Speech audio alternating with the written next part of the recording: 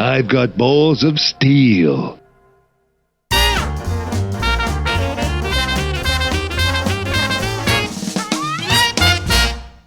What's up, people? It is I, Mr. John Reviews, and today we're covering a racing game that it is, in my opinion, one of the most forgotten racing games that I ever played, E-Racer.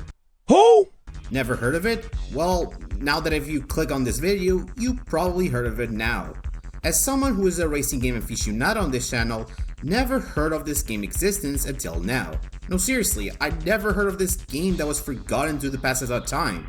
E-Racer released only on PC in 2001, and it was developed by Rage Software, and also published by the developers as well, though the French version was somehow published by Ubisoft of all things. I bought this game for only 3 euros on Steam, which was interesting. I mean, it's a very old racing game, so it's reasonable to be priced this low. I've played it for 9 hours at the time of writing this video, and it's an interesting game to talk about it, so let's find out if this forgotten game is good or bad. So buckle your seatbelts and enjoy the ride. Upon starting this game, it greets you with this FMV, which, for the lack of a better word, it's very bluish. Jokes aside, it looks pretty good, and the music isn't too shabby either. It's really 2000-ish for the time that this game was released. After that, we get to the main menu. It really reeks Vaporwave. It looks really good. I miss the days where the UI in games were innovative at the time. In the main menu, we get to choose Championship Mode, which is self-explanatory, Arcade Mode is basically single-player event mode, Time Trial is basically what it says, nothing much to say about, typical old-school racing game stuff.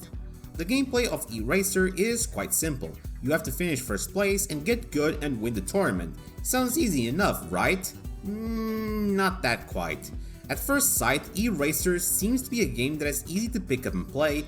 However, it's a little bit difficult, and it's due to the physics and the AI being pretty sadistic. The game's controls and physics do get a lot of time to get used to it, specifically the braking. Normally, in any racing game, when braking the car, you could still maneuver left or right.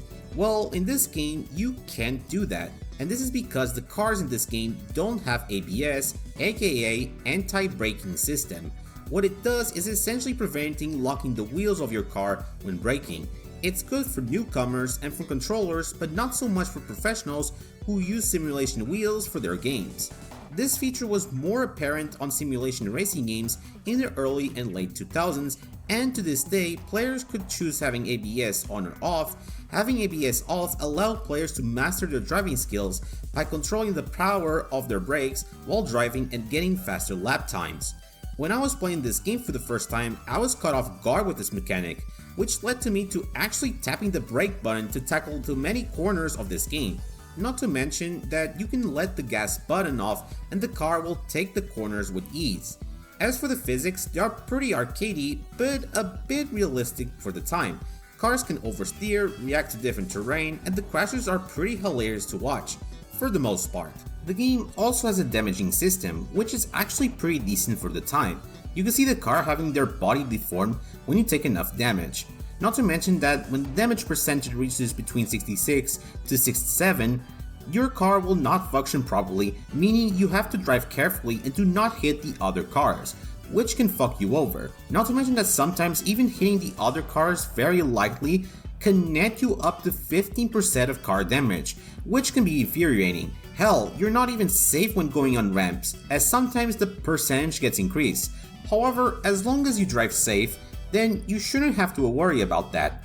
As for the controls, it does control fine with the keyboard, but as for playing with the game with the controller, it kinda leaves a lot to be desired. At first the game didn't detect my controller until I had to enable Steam input just for this game, and the controls worked correctly on my controller.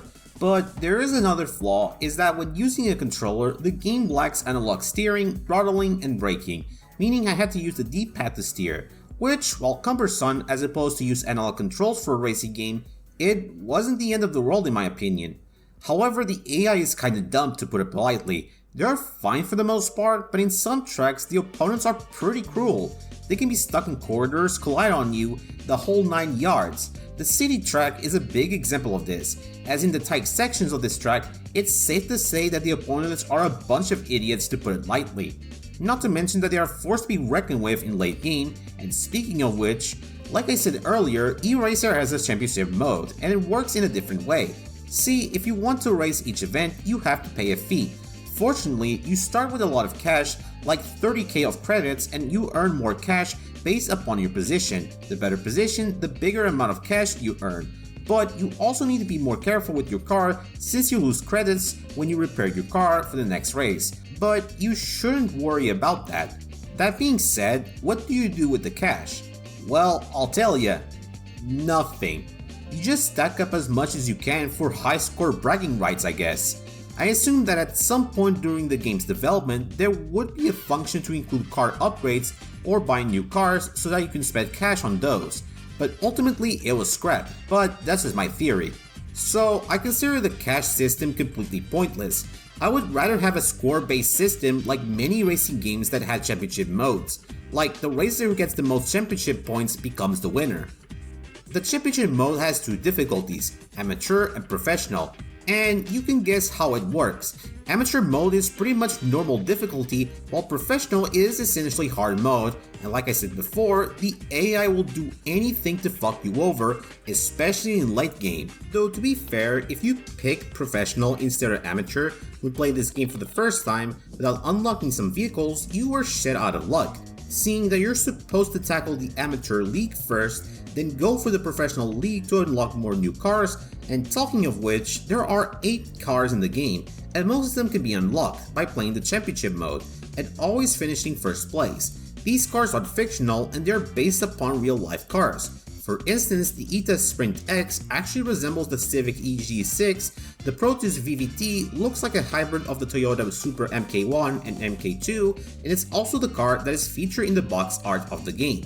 The Vereno GTV kinda resembles a Ferrari 355, albeit with modified tail and headlights, and the Dominator GTR is based upon the Porsche 911 GT1 that was used in the 1996 Le Mans Championship. If I'm completely honest, I'm glad that they choose not to include real life cars, because we all know how painful it is to re-release racing games with licensing cars on Steam. As far as stat goes, in the menus there's no indication to see the stats of the cars.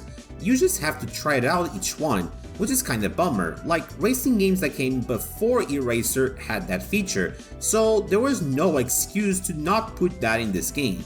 The cars don't function the same as some are faster, some take corners better than others, the usual stuff from racing games. Not to mention that you can alter the color of the cars, which is neat, but also you can alter their horn sounds, and these siren sounds are some of the most hilarious sound effects in a racing game.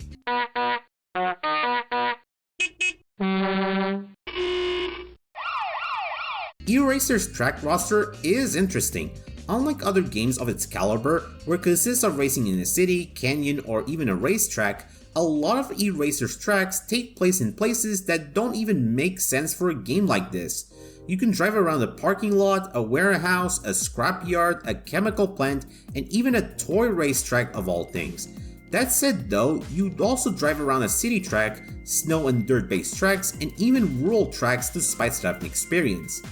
As for the track design, they're pretty decent to drive around, and they look gorgeous by budget PC game standards.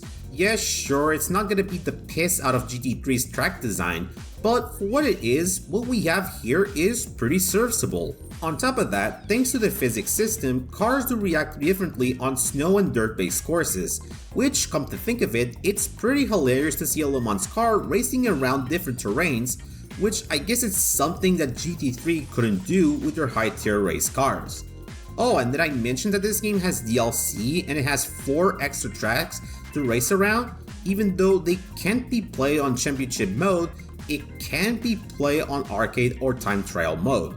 However, the devs were also intending to release new cars at DLC, but sadly this was ultimately scrapped and only new tracks were released. And after beating the championship mode, you could also do some online racing, but sadly I couldn't find anyone online to play, so sad moments. For a 2001 game, eRacer looks pretty decent for a low budget game. It feels like a game that would have been perfectly fit for the Sega Dreamcast. The car models look pretty alright for the time, they look good for what it is, and granted it won't beat the GT3 models, but that's a bar too high to jump in the grand scheme of things. Not to mention that the geometry, the lighting, surfaces, and even the textures were pretty well made for the time. It actually runs good on my Linux rig, which I'm using Fedora by the way, which is understandable considering that this is an old game that we're talking about. It should run great, and speaking of which, this game doesn't have widescreen support, so you're stuck in playing this by 4x3 mode, so there's that. The soundtrack was composed by Don Whiteford, Ian Williams, and Robot Music, who also composed soundtrack for other games like Juiced 1 and 2, Warhammer 40k Kill Team, and Battlefield 2 Modern Combat. The soundtrack itself consists of synth and techno tracks, which are pretty good to hear. Have some.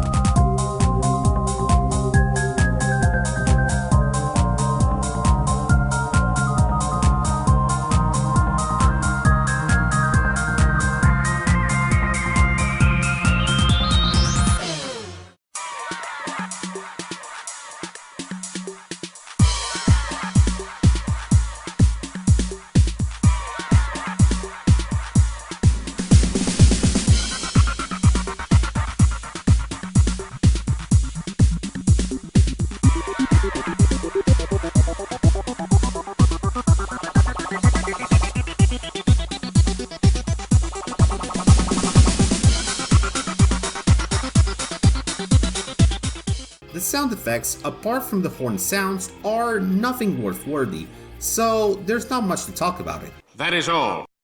If you couldn't tell already from the game's footage, you're probably seeing a lot of rage splatter around the cars, as well as on billboards around the tracks. But who is Rage Software anyway? Well, Rage Software was a video game developer and a British one at that was founded in 1992, around the time where the Mega Drive and the Super Nintendo were competing each other. They made some games like Striker, Power Drive, and even the David Beckham soccer game for the PlayStation 1 and 2. However, they were also infamous and unfortunate for making one of the worst ports of one of the greatest games of all time, Doom. You might be thinking, which console did they port the game? Well, on the Sega Saturn of course. But to be honest and fair, it wasn't necessarily their fault, but more so specifically John Carmack being a dumbass during the development of the port. One of the Rage Software members, Jim Begley, after receiving the assets from id, he somehow was able to create a hardware accelerated renderer for the Saturn that will be able to run Doom at a decent performance.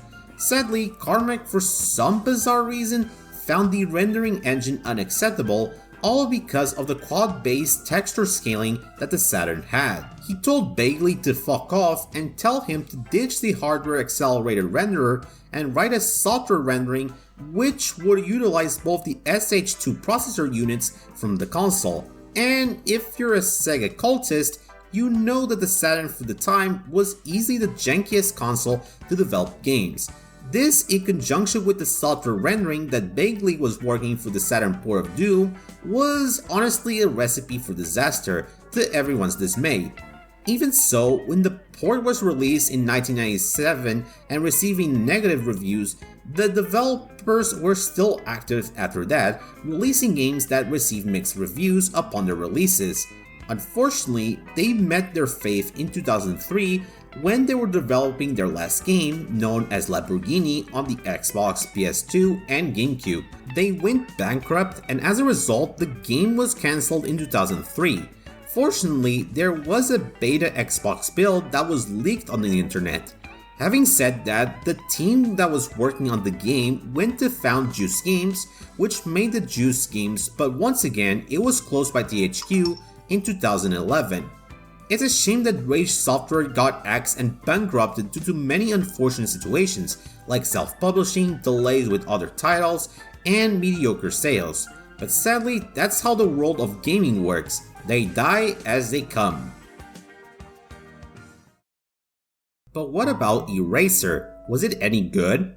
Well, for €3 on Steam, it's actually not that bad for a very obscure racing game that was released in 2001, in the same year that Gran Turismo 3 changed the industry, and granted, while Eraser wasn't going to compete with that game, it was still a decent game in its own right for a budget title game on the PC. Now granted, it does have its flaws, like the currency system being pointless, and the AI is unhinged, but not in a good way, and the controls take time to get used to it. Not to mention that lack of proper control support kinda holds back this game. But the graphics and soundtrack were, by budget title standards, pretty solid, and the driving mechanic itself was not that bad for the time. Now, with that being said, do I recommend this game?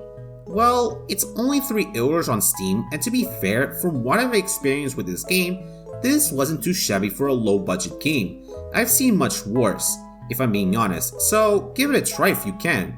But I'm glad that I might be the first person to ever review this game and give it a shot, as well as some exposure. But as always, thank you so much for watching this video.